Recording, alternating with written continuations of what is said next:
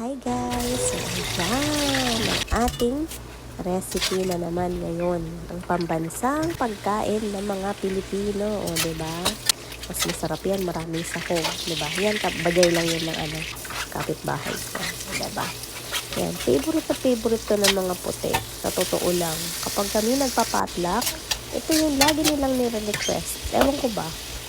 Kasi naman aminin natin sa hindi talaga ang mga Pilipino masarap talaga yung luto. Diba? Aminin nyo yan. So, kahit nasa ang party ka pa magpunta, hindi nawawala ang pansit. Diba? Kasi naman, ewan ko ba, bakit ba napakasarap ng pansit? Kahit ano na lang, i-partner mo, bagay, diba? So, ayan, diba, yan.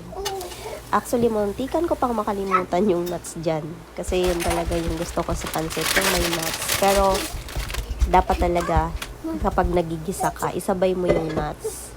Kasi, para nga mas masarap siya. So, siyempre, hindi masarap ang pansit kapag walang sahog, o, diba? Diyan tayo bumabawi sa sa sahog, diba? Masarap talaga yan dahil, ewan ko ba, bakit napaka ng pansit, napaka popular kahit saan ka magpunta. Pansit pa rin talaga ang ang number 1 na pagkain natin. Na nagustuhan na rin ng iba't ibang lahi, diba? So, ayan. Malapit na matapos ang ating pansit. Ayan na, tapos na siya. At syempre, hindi na naman makapag-antay yung kambal ko. Maingay na naman sila dyan kasi gusto na naman nila kumain.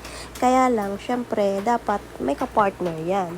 So, tayo ay gagawa ng turon, diba? So, ayan, tayo ay gumagawa ng turon dahil ito ang ating kapartner sa pansit. O, diba? So, ayan, malapit na siyang maluto at malapit na rin kumain si Kambal.